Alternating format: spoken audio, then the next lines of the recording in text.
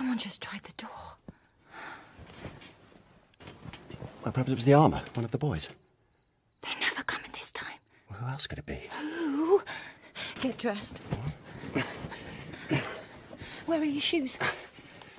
Look, it can't possibly be Walter. Quickly, Charlie. How shall I get out? Oh, he's at the veranda. He's there. He's trying to get in.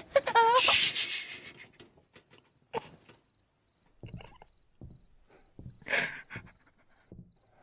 He's gone. Whoever it is, they've gone. For God's sake, don't do that. If we're in for it, we're in for it. We shall just have to brazen it out. Where's your hat? I left it downstairs. Oh, my God. I say, you really must pull yourself together. It's 100 to 1 it wasn't Walter.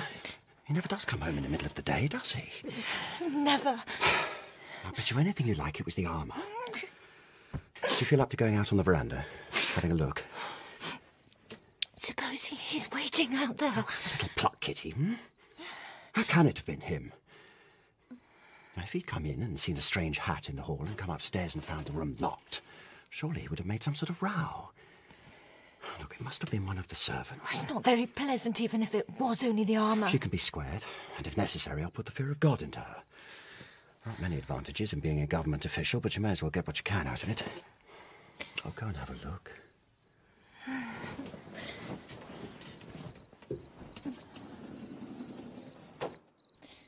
There's not a soul.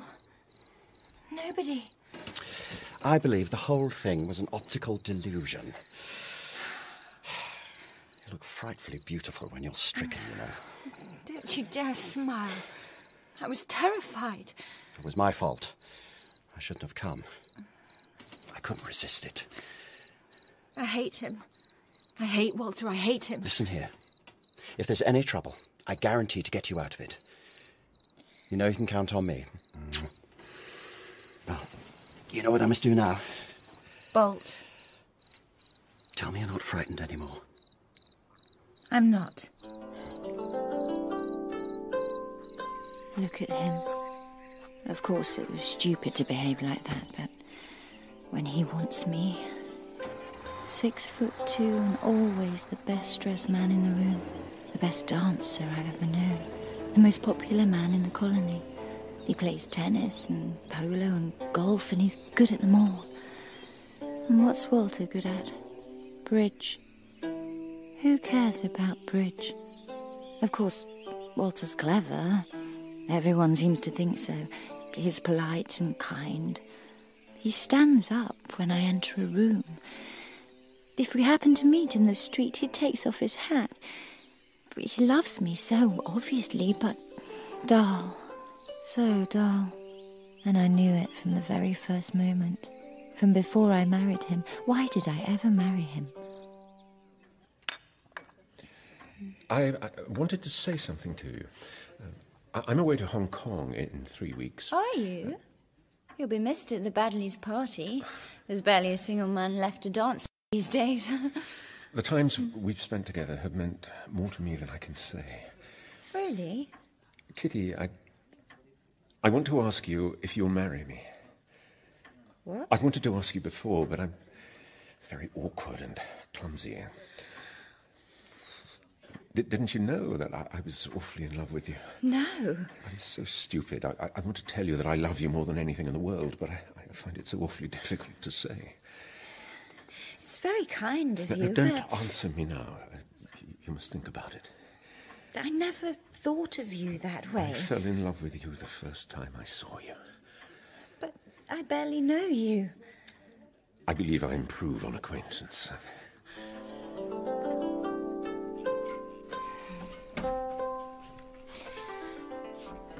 You're back late? I think it's about the usual time. I was just going to dress for dinner. Are you hungry? I don't believe so.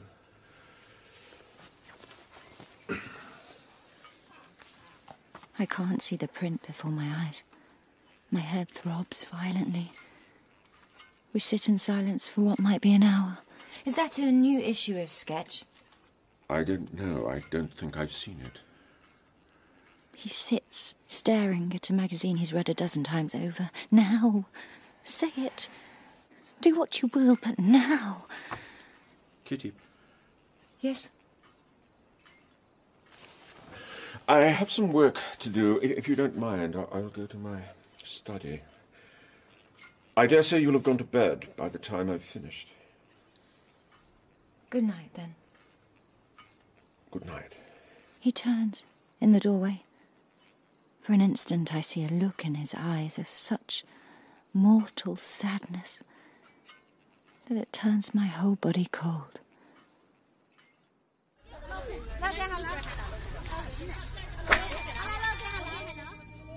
Mr. Townsend upstairs. You go up, yes? I'll find my own way. Thank you. So degrading to meet this way in a stuffy, frowsy little room above a curio shop. But it's what we do, and it's worth it. Darling. No, he knows.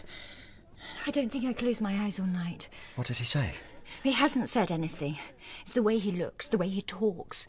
For the first time since we married, he didn't kiss me goodnight. Why do you imagine he didn't say anything? I don't know. Heaven knows, I don't want to say anything disagreeable about him, but when you come down to brass tacks, a bacteriologist is no great shakes. Chances are that I shall be Colonial Secretary when Simmons goes home, and it's to Walter's interest to keep on the right side of me. Has it occurred to you that he's madly in love with me? What? Women are often under the impression that men are much more madly in love with them than they really are. What a monstrous thing to say. At all events, I shall never delude myself that you are madly in love with me. Oh, well, that's where you're wrong. Wouldn't you go and have your tiffin? Damn my tiffin. If he's in love with you, perhaps he doesn't want to lose you altogether. But I swear I'd accept anything rather than that if you were my wife. Oh, Charlie, you must never let me go. Never.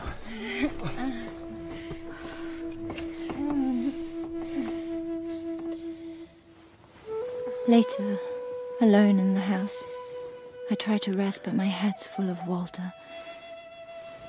Maybe he won't speak. Charlie's right.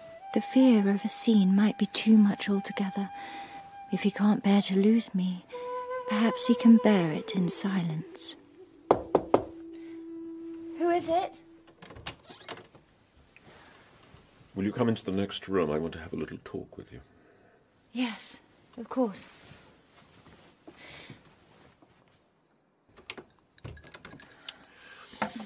Won't you sit down?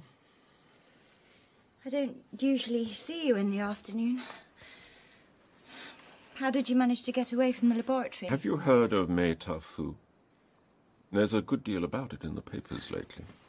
Dr. Arbuthnot was talking about it last week at dinner. Isn't that the place where there's cholera? There's an epidemic. The worst they've had for years. There was a medical missionary there. He died 3 days ago. There's a French convent, and of course there's the customs man.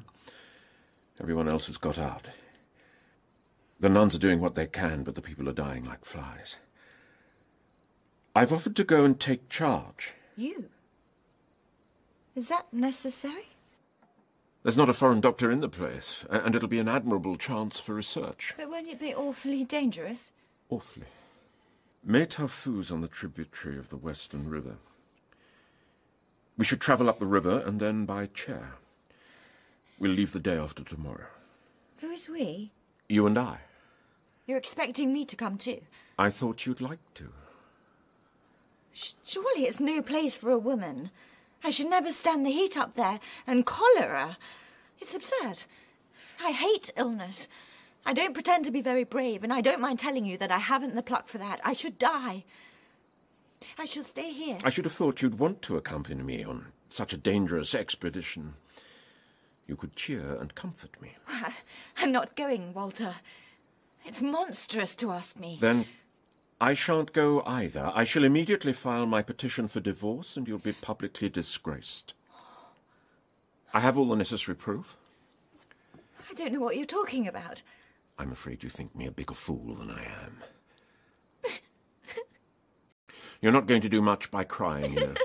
I don't care. as you wish. Divorce me. You believe Townsend will marry you? Townsend will marry you only if the case is so shameless that his wife is forced to divorce him. You don't know what you're talking about. You stupid fool. If you want the truth, you can have it. He's only too anxious to marry me. Dorothy Townsend is perfectly willing to divorce him, and we shall be married the moment we're free. Did he tell you that in so many words, or is that the impression you gained from his manner? He said it over and over and over again. That's a lie, and you know it's a lie. He loves me with all his heart and soul. He loves me as passionately as I love him. I'm glad you know at last. We've been lovers for a year, and he means everything in the world to me. I was a fool to have ever married you. I never cared for you. We never had anything in common. Do you know why I married you? Because you wanted to be married before your sister Doris. Because you wanted to get away from your mother. I had no illusions about you. I knew you were vulgar and commonplace, but I loved you. I knew that you were second-rate, but I loved you. I knew how frightened you were of intelligence, and I did everything I could to make you think me as big a fool as the rest of the men you knew. I never expected you to love me. If a man hasn't what's necessary to make a woman love him, it's his fault, not hers. Evidently. I'm just a perfectly ordinary young woman, Walter. I'm not very well educated and I'm not very clever. I like the things that the people like amongst whom I've lived all my life. I like dancing and tennis and theatres, and I like the men who play games. I'm sorry if I haven't been all you've expected me to be. Unfortunately, I've always found you physically repulsive. You can hardly blame me for that. I don't. Why didn't you break into the room when you knew Charlie was there? You might at least have tried to thrash him. It may be that, like a historical character, I'm too proud to fight. I've said all I need to say. Come with me to Mai Ta-Fu, or I shall file my petition. Why won't you let me divorce you? After all, it means nothing to a man. If Mrs. Townsend will give me her assurance that she will divorce her husband, and if he will give me his written promise to marry you within a week of the decrees being made absolute, I will do that. That's very generous of you, Walter. What are you laughing at? I beg your pardon. I dare say my sense of humour is peculiar. You'd better look sharp if you want to catch Townsend at his office. Do you want me to tell him today? They say there's no time like the present. I don't think you know what love is. You have no conception how desperately in love Charlie and I are. It really is the only thing that matters, and every sacrifice that our love calls for will be as easy as falling off a log. I hope for your sake that your faith is well placed.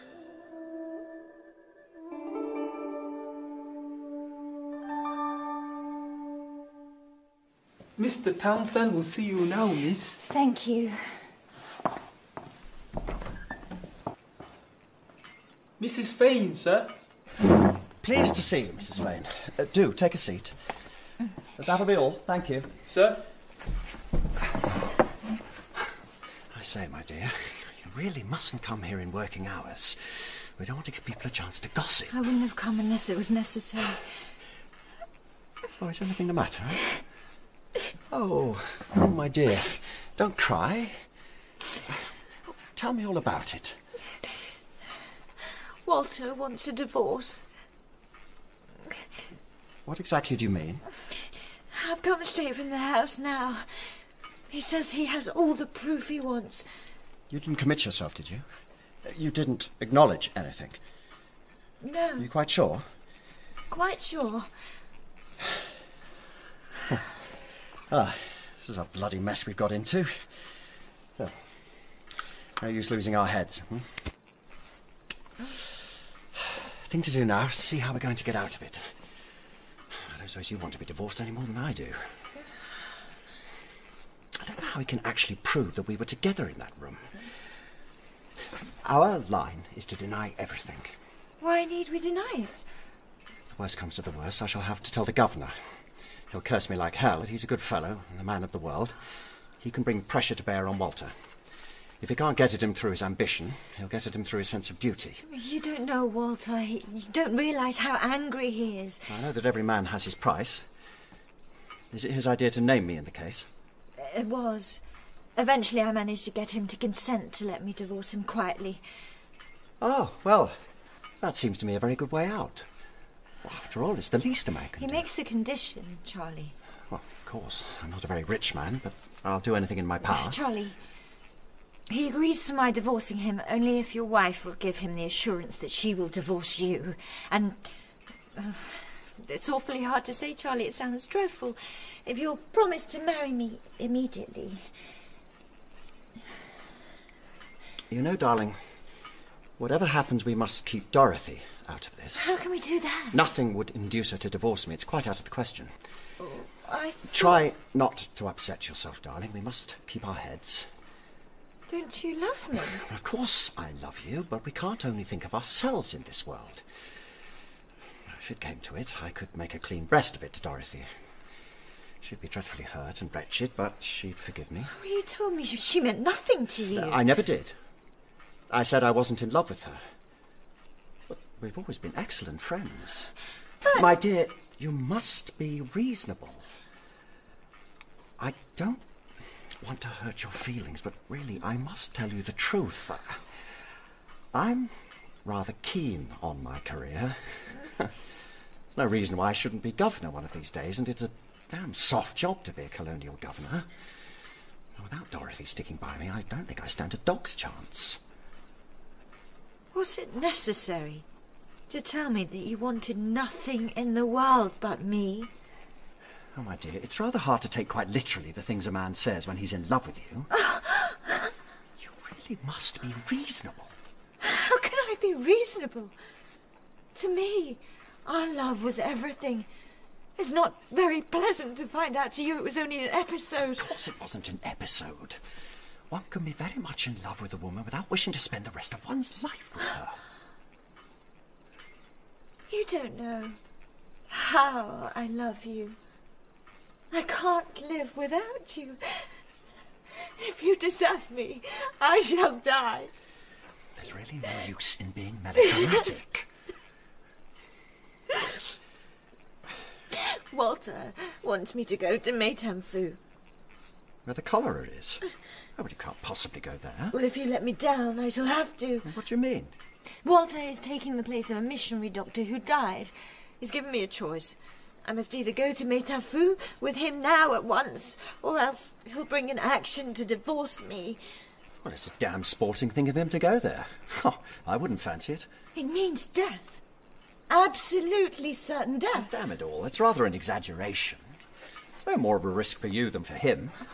I've been here when there's cholera and I haven't turned a hair. The great thing is not to eat anything uncooked, no raw fruit or salads, and see that your drinking water is boiled. Well, after all, it's his job, isn't it? It's rather a chance for him if you come to think of it. But don't you see it'll kill me? Do you know that he's taking me there because he knows it'll kill me? My dear, don't talk like that. When you look at it calmly, you'll be all right. Do you want me to go? It's only fair to tell you that if your husband brought an action for divorce and won it, I should not be in a position to marry you. I don't think my husband ever thought of bringing an action. He made the threat only because he knew that you'd crumple up at it, Charlie. He knew that you were vain, cowardly, and self-seeking. He wanted me to see it with my own eyes. If it really gives you any satisfaction to say beastly things to me, I suppose I've got no right to complain. And now I know all that he knew. I know that you're callous and heartless, that you're selfish beyond words. I know you're a liar and a humbug. And the tragic part is... The tragic part is that in spite of all that, I love you with all my heart. Oh, Kitty. No, don't touch me. What are you going to do? Don't be afraid. You'll come to no harm. You'll be quite safe. You fool. You contemptible fool.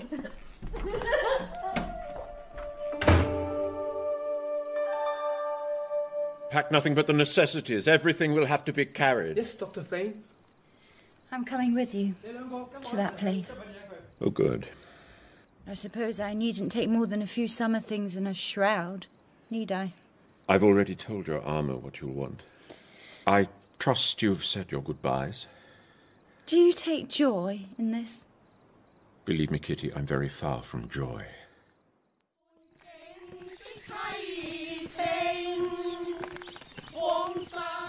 Carried in chairs along a narrow causeway, day after day, gazing through the netting at the interminable vista of rice fields.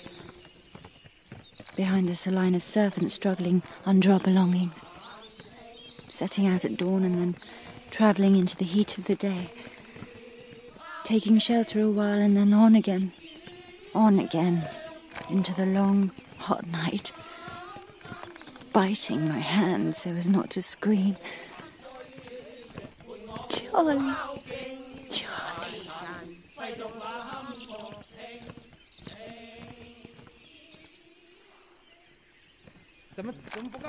Walter, what's wrong with the bearers? Why have we stopped? We've almost arrived. The town's just beyond the hill. What are they so upset about? This is the graveyard for Metafu. For miles and miles, little green mounds, close to one another, ribbed like sea sand when the tide has gone out. And further out, soil mounds where no grass grows. Row up an endless row of freshly buried dead. 4 peasants appear suddenly, quick and silent, bearing a coffin. Its fresh wood gleaming white in the coming darkness. I feel Walter's eyes on me. A look on his face. Could it be hatred? Disgust? I wonder, is it possible that Walter is not quite sane? Carry those straight through to the bedroom. May I come in? My name's Waddington. I'm the Deputy Commissioner. Oh, the customs, of course. We heard that you were here. Yeah, I live at the bottom of the hill. I thought you'd be too fagged to come and dine with me, so I've ordered your dinner here and I've invited myself. Well, I'm delighted to hear it. You'll find the cook's not bad. He's whipping up something for you right now. I kept on Watson's boys for you. Watson was the missionary who was here. Yes, very nice fellow. I'll show you his grave tomorrow if you like. How kind of you. I say, I couldn't trouble you for a whiskey and soda, could I? Of course. No, don't move. I'll fix it. Have you brought any gramophone records? No, I don't think so. I'm sorry for that. I'm sick of all my old ones. I see you've met my wife. Well, I've just been breaking it to your missus that I'm dining with you since Watson died. I haven't had anybody much to talk to but the nuns, and I never can do myself justice in French. Yeah, here's luck. Well, you've got your work cut out for you here. The people are dying like flies, about 100 a day last count. The magistrate's lost his head, and Colonel Yu, the officer commanding the troops, is having a devil of a job to prevent them from looting. If something doesn't happen soon, we shall be all murdered in our beds. Why haven't you gone? I've lost half my staff. The other half are about to lie down and die at any minute. Somebody's got to keep things together. Have you been inoculated? Yes, Watson did me. But he did himself too, and it didn't do him much good. Poor blighter. Shall we go through? I must be out early tomorrow. I hope you don't mind me not dressing for dinner. My boy died last week, and the boy I have now is a fool, so I've given up on the whole formality. Won't you sit for dinner, Kitty? So, how's Hong Kong? It's been a while since I was there. I'm sure it's just as you left it. You don't know Dr. Arbuthnot? We dined with him just last month. Ah, fabulous fellow. Terrific tennis player. Huh. And what about Charles Townsend? Is he going to become Colonial Secretary? I shouldn't wonder. Yeah, we travelled out from home together once. Do you know him well? Hardly at all. Good God, you're not going to eat that. What? The boy's crazy to serve it. Why? Touch nothing uncooked. A green salad here will work as well as a dose of arsenic. Surely the danger's exaggerated. Kitty, put it down. Don't be absurd. Thank you for your concern, Walter. It's always dangerous. It's madness now. You'll kill yourself. Get out of your mind. It's very good. Won't you try some, Walter? Well, yes. Why not?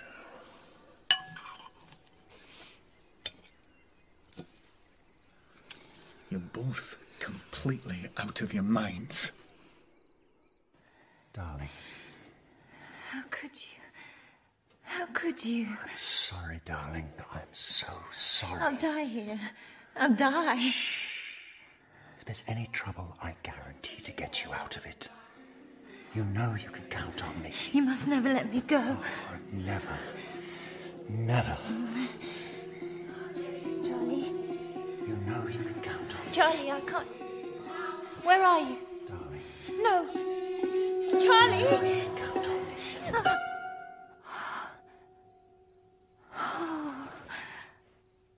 I can't bear it.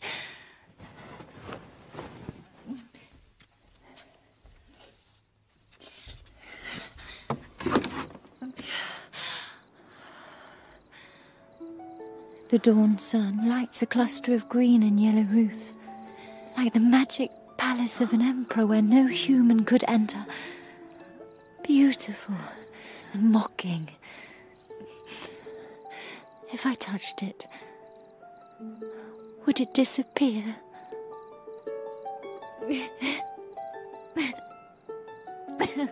God, someone help me. Please. There aren't many walks, I'm afraid, but we'll go to the top of the hill. It's good to be out of that house.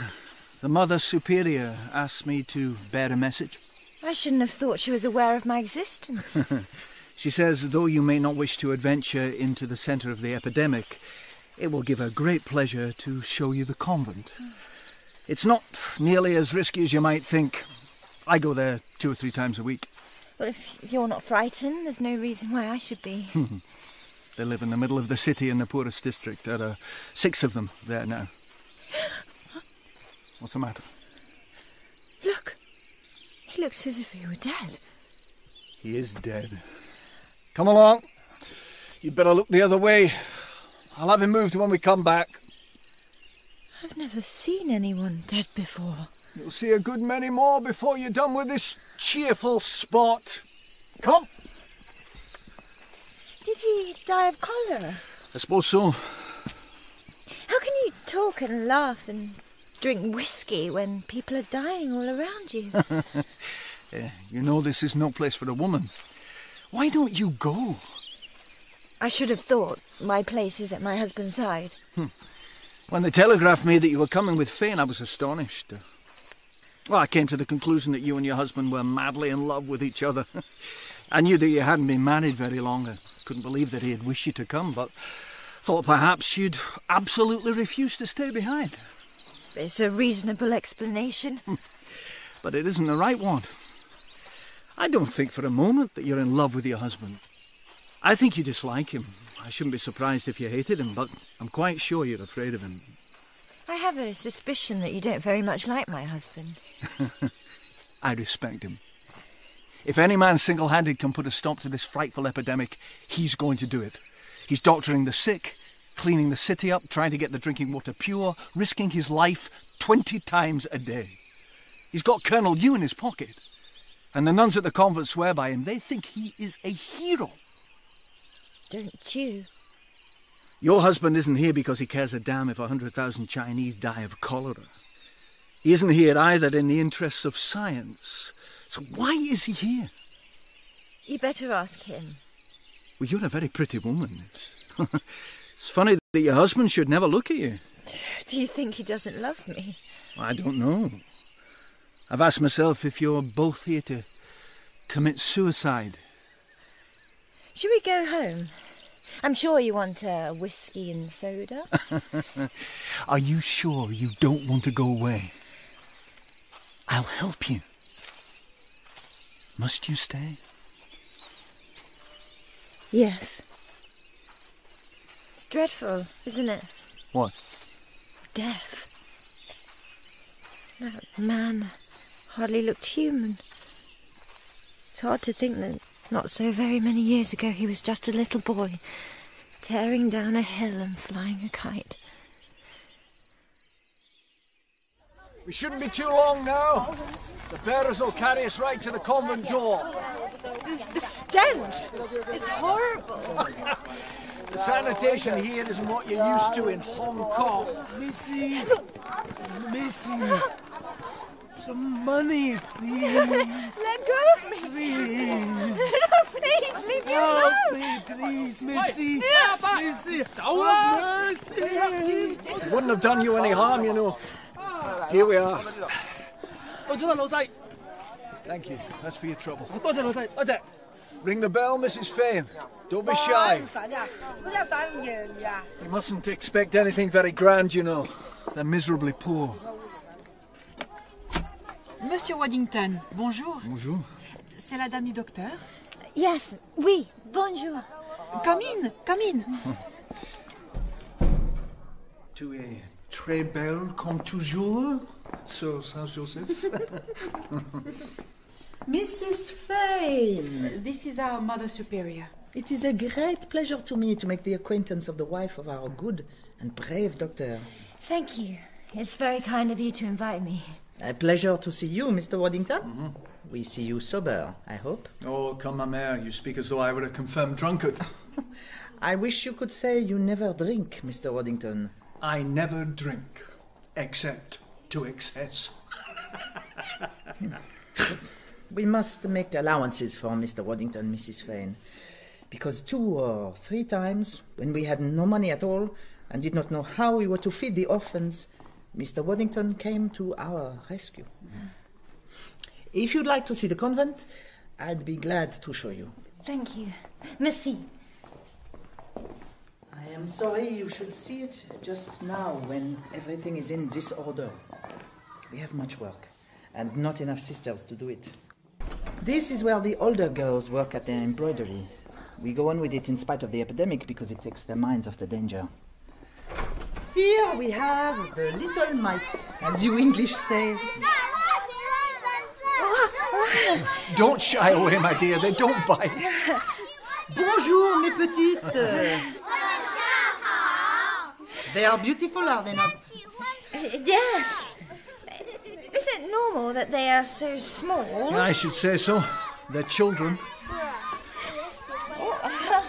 You know, of course, that they are only orphans in the sense that their parents have wished to be rid of them. We give them a few cash for every child that is brought in. Otherwise, they will not take the trouble, but do away with them. Have any come today, Sir Saint-Joseph? 4, ma mère. Now, with the cholera, they are more than ever anxious not to be burdened with useless girls. Come along. I will not show you the infirmary. It is not a sight that one would wish to see. Your husband is here, Mrs. Fane, but his duties are many. We shouldn't disturb him. Ma mère, un autre soldat est décédé. What was that? Another of the soldiers has died. We lose Welcome to Thinking Out Louder.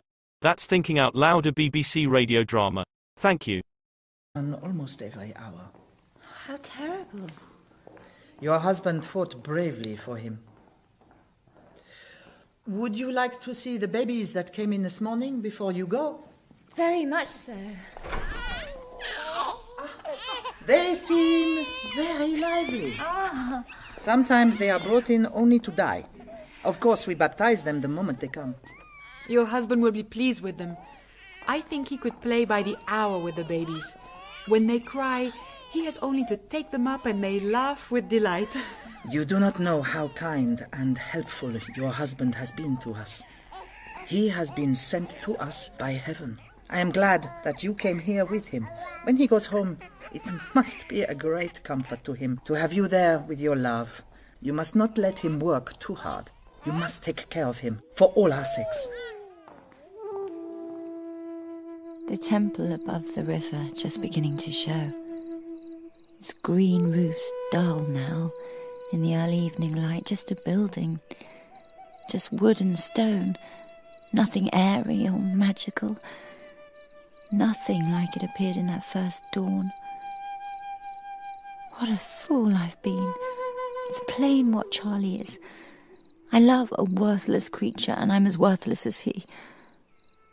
If I could tear him from my heart, if I could tear my heart from my body. And Walter, brave, clever, tender. Don't you want a lamp? They'll bring it when dinner's ready.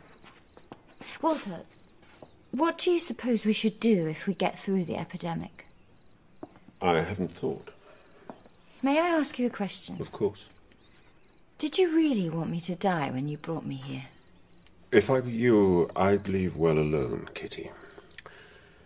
Much better to forget. But you don't forget. Neither do I. I've been thinking a great deal since I came here. I don't ask you to forgive me or to love me as you used to. But couldn't we be friends? With all these people dying in thousands round us and with those nuns in their convent. What have they got to do with it? Well, I can't quite explain. I had such a singular feeling when I went there today. It's all so terrible and their sacrifice is so wonderful. I can't help feeling it's absurd to distress yourself over a foolish, insignificant woman like me.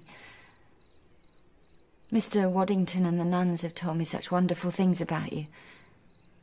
I'm very proud of you, Walter. You used not to be. You used to feel contempt for me. Don't you still?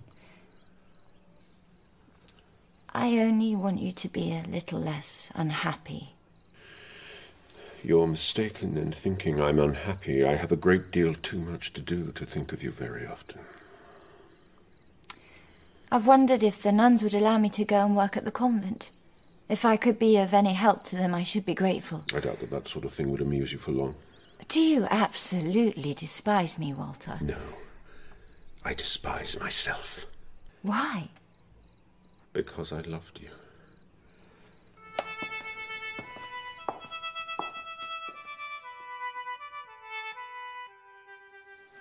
I lie awake all night, and returning to me over and over the image of the beggar, his skin hard and rough like the hide of a goat, his bare emaciated legs, his head, the cheeks hollow, the eyes wild, the head of a madman. And just as sharply I see the babies of the convent wriggling and writhing, red and restless, their quaint little faces screwed in grimaces, their lives blades of grass blowing in the wind. I must ask you to excuse me for keeping you waiting. I was occupied. Has something happened? Would you like me to go away? No. Tell me what I can do for you.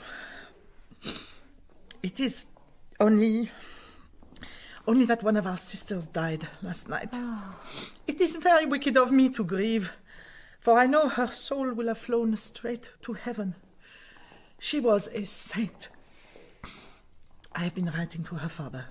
She, like me, was her mother's only daughter. I'm so dreadfully sorry. She was one of the sisters who came from France with me 10 years ago. There are only 5 of us left now. Oh, there is so much to do, and now fewer than ever to do it. That encourages me, Mamère. I wonder, would you allow me to help here? I don't mind what I do. I should be thankful if you would just let me scrub the floors. My dear, do you not think you have done enough in coming here with your husband? That is more than many wives would have the courage to do. I have nothing whatever to do from morning till night. There is so much to be done that I cannot bear to think that I am idle. You don't look very strong. I promise you I'm not afraid of hard work, and I'm not at all afraid of the cholera. Could I not be of help to the sisters in nursing? You do not know what the cholera is. I am sure your husband would not wish it. It is a terrible and frightening sight. Well, I should grow used to it. No, it is out of the question. You make me feel very useless and very helpless. Have you spoken to your husband of your wish? Yes. Of course, you are Protestant. Yes. It doesn't matter. I think I can find something for you to do. It is true that it is impossible now for us to cope with the work. When will you be ready to start? Now. À la bonne heure. I promise to do my best. I'm very grateful to you. I must tell you, my dear child, that one cannot find peace in work or in pleasure, in the world or in a convent, but only in one's soul. You mustn't come here wishing to be set free.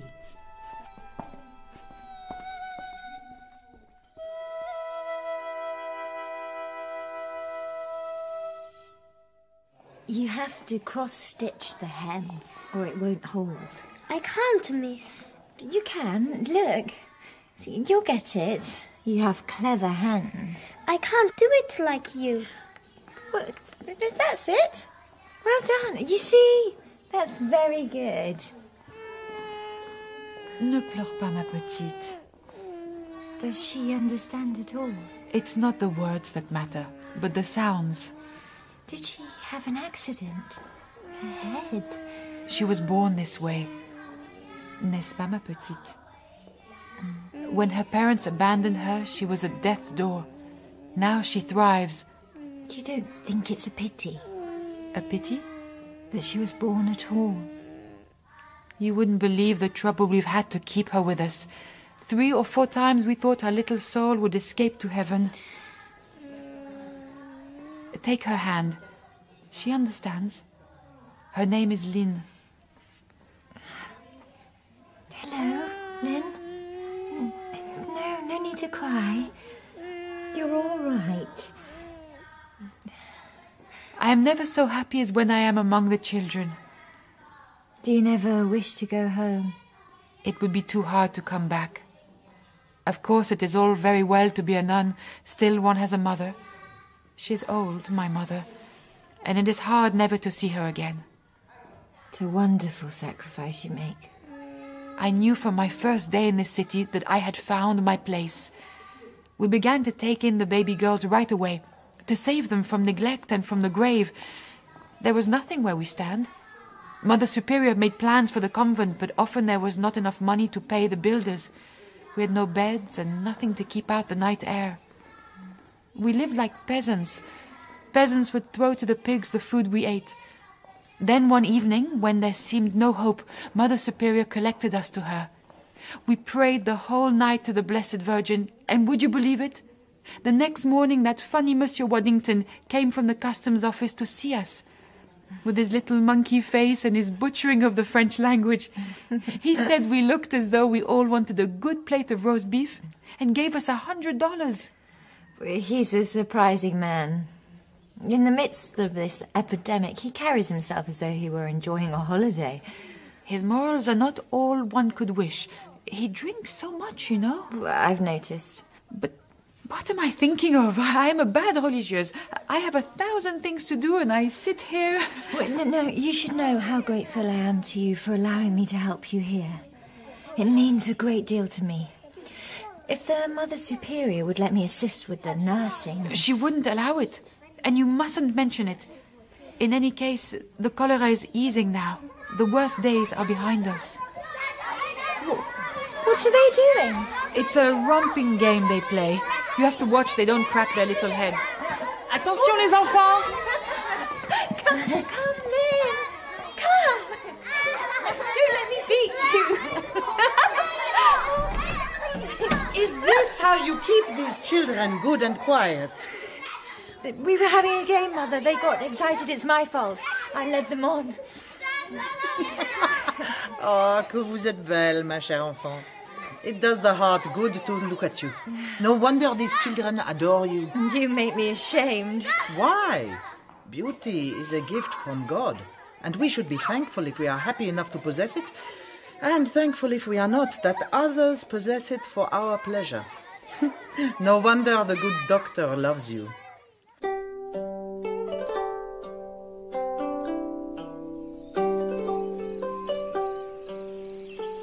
Here, I've brought you some lunch. Oh, thank you. I suppose you'll be returning to Hong Kong in a couple of months. The cholera seems to be abating and the cool weather should see the end of it. I almost think I shall be sorry to go. Take care the nuns don't start converting you. Oh, they're much too busy. Nor do they care. They're wonderful and so kind. And yet, I hardly know how to explain it. There's a wall between them and me. Mm-hmm. They walk in a different world from ours, and we shall always be strangers to them. Each day when the convent door closes behind me, I feel that for them I have ceased to exist. It's as though they possess a secret which I'm unworthy to share. I can understand that's something of a blow to your vanity. Sir St. Joseph was singing your praises yesterday. I don't believe it. She was singing your failings too. Yeah, well, that I believe. They view me with a smiling tolerance. Life is so strange.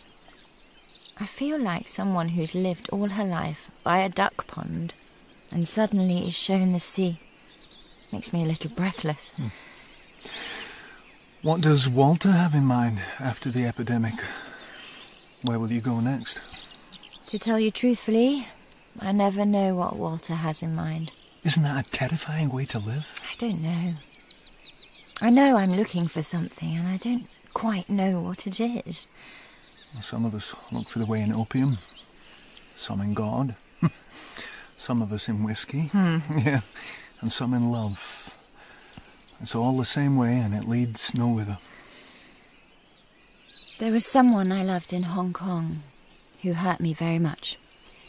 So greatly I thought I should die from it, if not from this epidemic. And yet here I am, 2 months later, useful for the first time in my life, and I haven't thought or dreamt of that person in a week. I don't feel terrified at all. I feel strangely, suddenly free.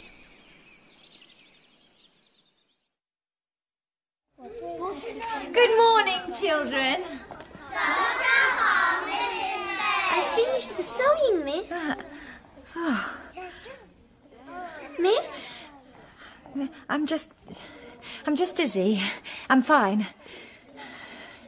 I just feel a little...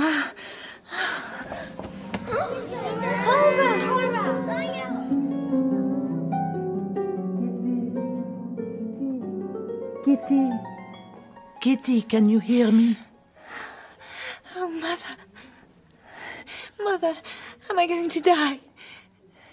I don't want to die. Of course you're not going to die. Where's Walter? It's the cholera. Calm, my dear child. Your husband is much too busy to be troubled. Do you think you can stand? That's it. Come. Sit over here. Have you not felt nauseous in these last 3 mornings? Is there not a special color in your cheeks? Sir Saint Joseph has more experience of these things than I have, and she said at once what was the matter with you. What do you mean? Did the possibility of such a thing never occur to you? You are with child, my dear. It's impossible. It isn't true. I am convinced. How long have you been married, my child? 2 years. A little less. When my sister-in-law had been married as long as that, she already had 2 babies. Oh, quelle joie pour le docteur. Oh, oui! Yes, think what happiness for your husband. You only have to see him with babies, and the look on his face when he plays with them, to see how enchanted he will be to have one of his own. I feel very much better now. Thank you.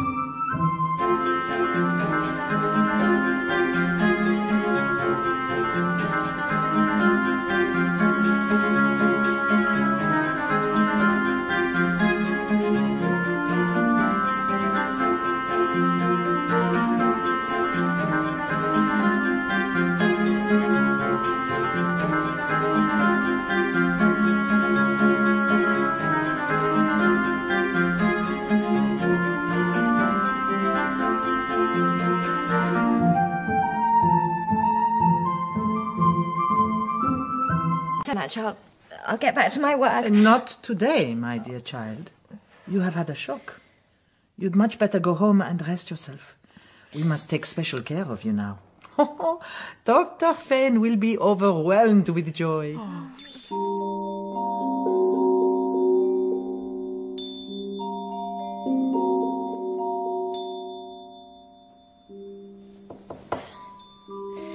Yes?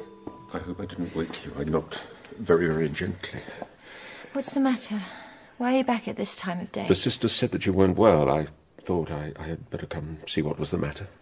Didn't they say? The Mother Superior said that you must tell me yourself. Are you all right? I'm going to have a baby. I don't know why it never occurred to me before.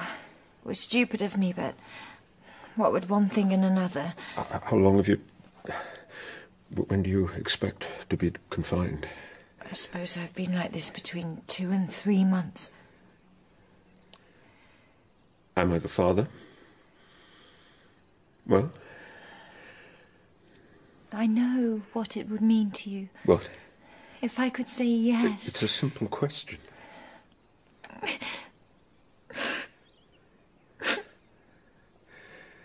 I've lied so much to you. Am I the father? I don't know.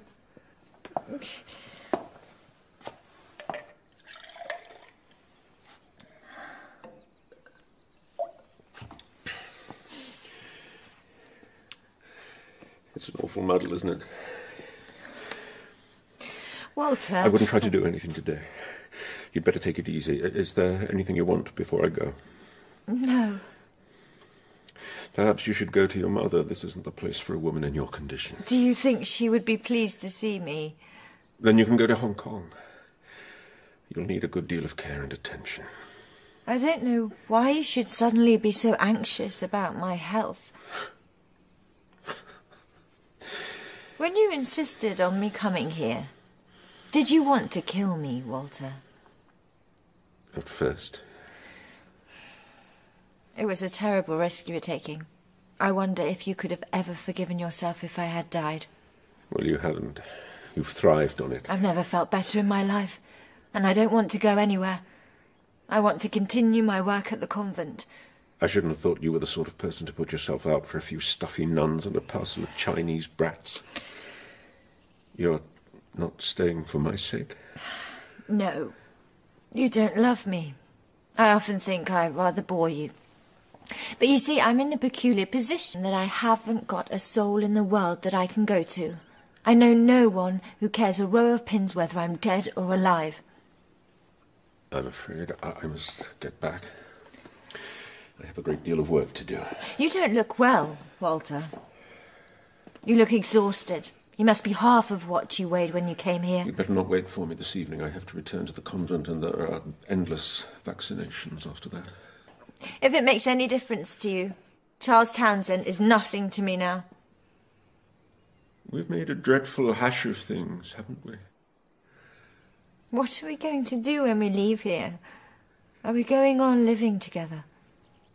Don't you think we can let the future take care of itself?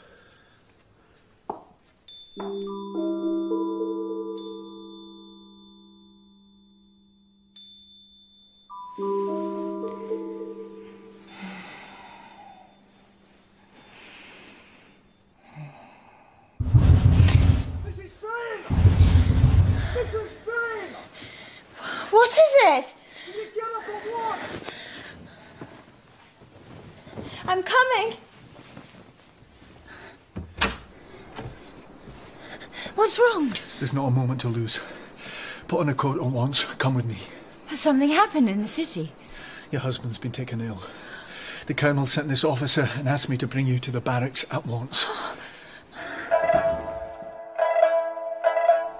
Here, give me a hand.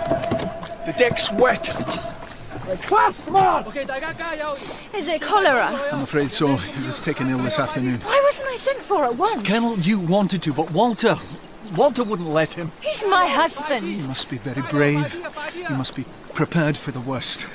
Is he dying? I only know the message Colonel Yu gave to the officer. As far as I can judge, collapse has set in. I'm afraid that if we don't get there quickly, We shan't find him alive.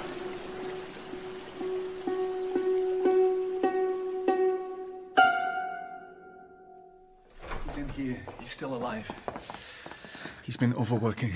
He had no powers of resistance against the cholera. Walter. Walter, speak to me. This is a pretty kettle of fish. Surely something can be done. They've done everything possible. The regimental surgeon has been treating him. Your husband trained him. Walter, is there something we can do? Don't fuss. I've had a rough passage, but I'm all right now. It's awful to do nothing. Can I be left alone with him? Only for a minute. We'll wait outside.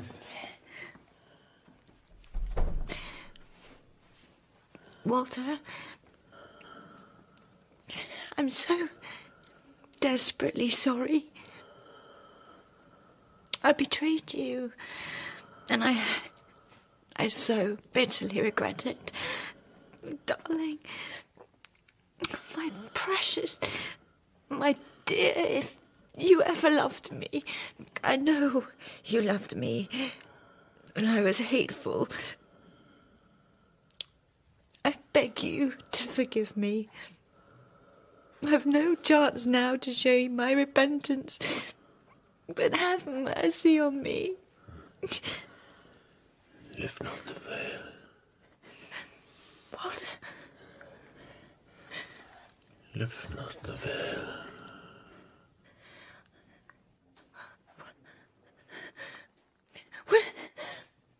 Will you come, please? He doesn't seem to... Doctor, will you check? 得，我幫你檢查下。佢冇脈，死咗啦。I'm afraid he's dead.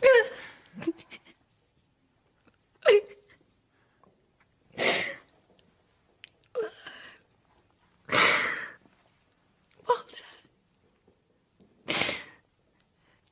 I'm sorry to give you so much trouble.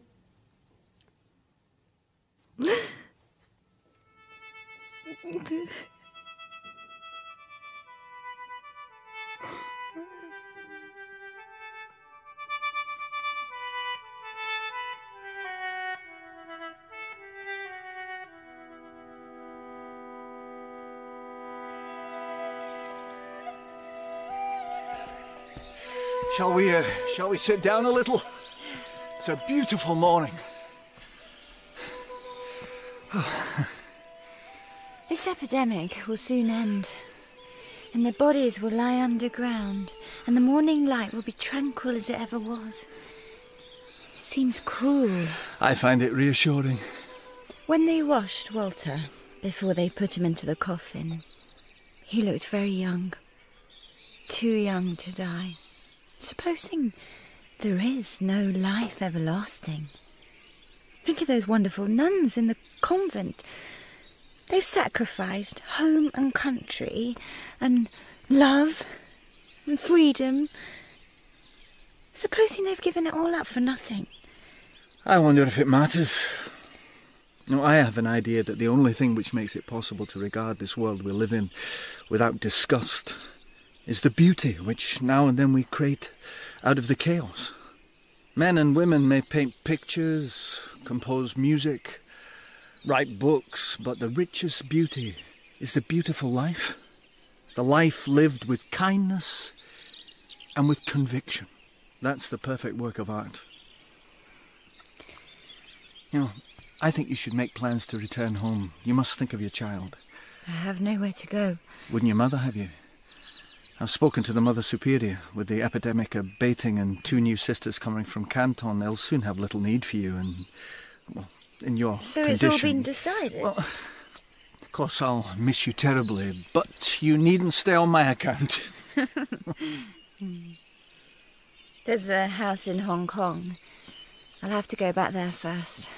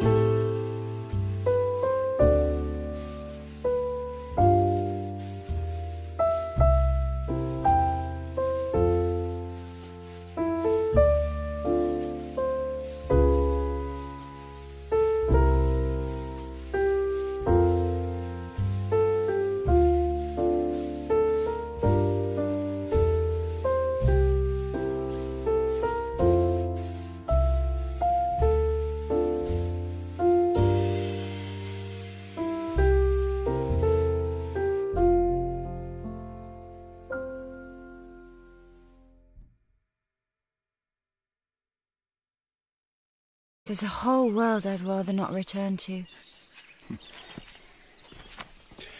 When you get to Hong Kong, would you do something for me? Keep out of the way of Charles Townsend. Why do you say that? Ah, maybe just a drunken customs man, but I see some things. I saw how your eyes leapt when I mentioned his name. Your first day here. He's the one you spoke about. Am I wrong? He's truly not worthy of you. I give you my full assurance. There's no one I wish to see less.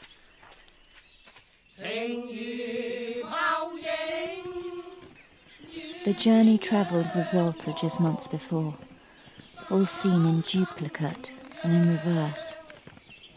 The bearers beating their untiring path past peasants in their blue rags, the women tottering with their loads and their bound feet, the morning fields shimmering with the enchantment of fairy tale, and growing with every mile a new notion, escape, freedom.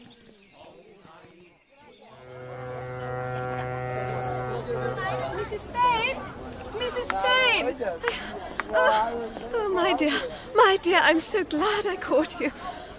I am so dreadfully sorry for your loss. It's very kind of you. Your boat's early. Very nearly didn't get down in time.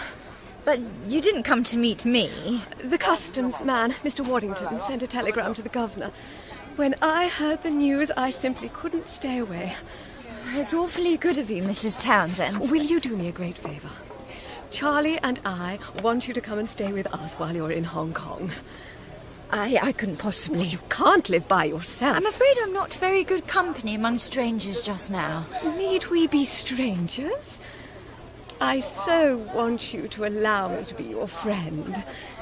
When I heard that you had gone with your husband into the jaws of death without a moment's hesitation, please, say you'll come to us. If you really mean that you'd like to have me, of course I shall be glad to come. There you are. Thank you. Am I late? I hope I haven't kept you waiting. I had to meet with the governor. I'm so very, very glad you've come here, Mrs. Fane. We want you to stay as long as ever you like.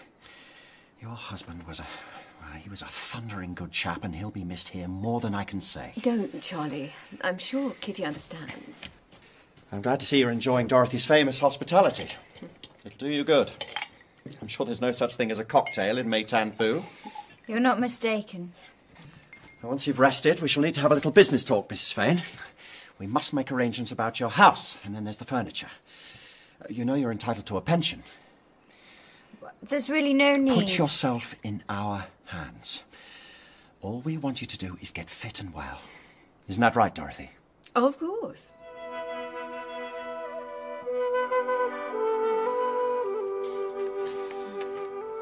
So you are in here. I don't recall asking you to come in. What's that you're reading? A book. Dorothy's gone to a garden party at Government I know. House. Why haven't you gone too? I thought I'd keep you company. The car's outside. Would you like to come for a drive around the island? Do you think we have anything to say to one another?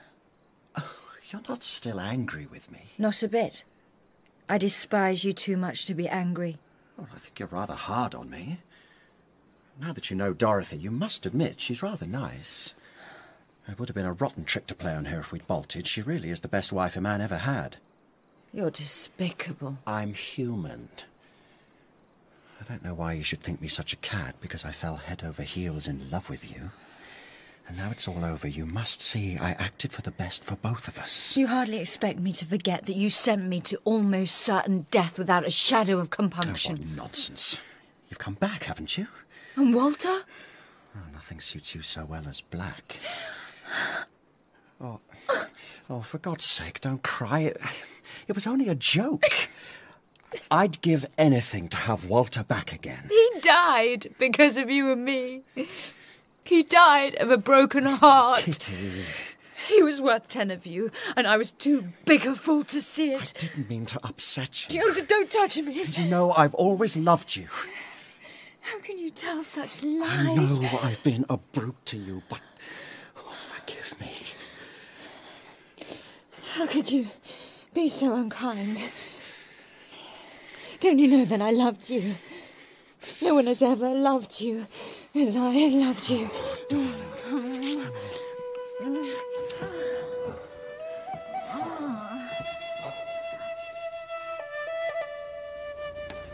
Kitty?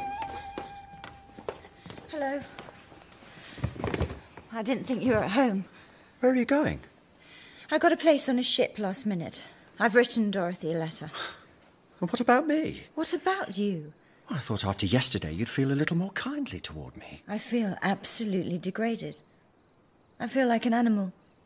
You can't despise me any more than I despise myself. I don't despise you. I meant every word I said to you yesterday. Why couldn't you leave me alone? Dorothy tells me you're going to have a baby.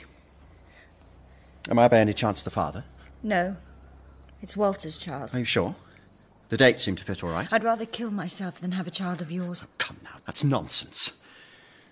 I should be awfully pleased and proud. You know there's no need for this. I could help you. I could set you up somewhere in England. Send you money. I'd come and visit. You'd live very well. It won't be your child, Charlie. Not even if it bears your face exactly. Nothing of me is yours.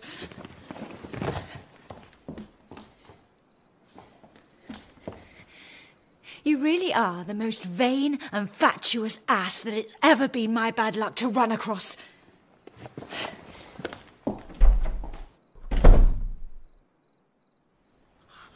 My dear Mr. Waddington, you wouldn't believe what's become of me.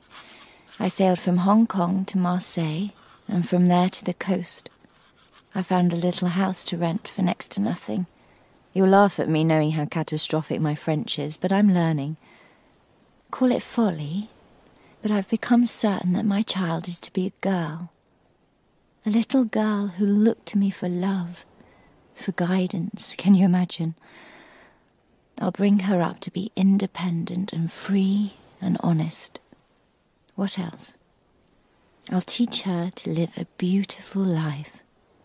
How's that? I've been foolish and wicked and hateful in ways you'll never know.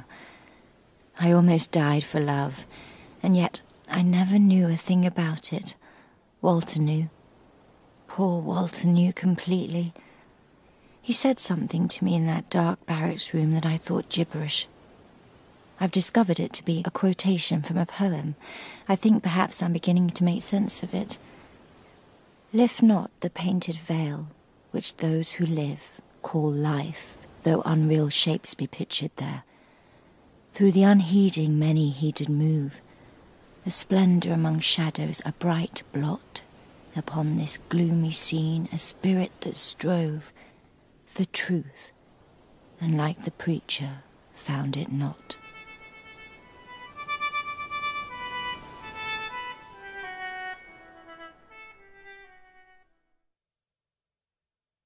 The Painted Veil by W. Somerset Maugham was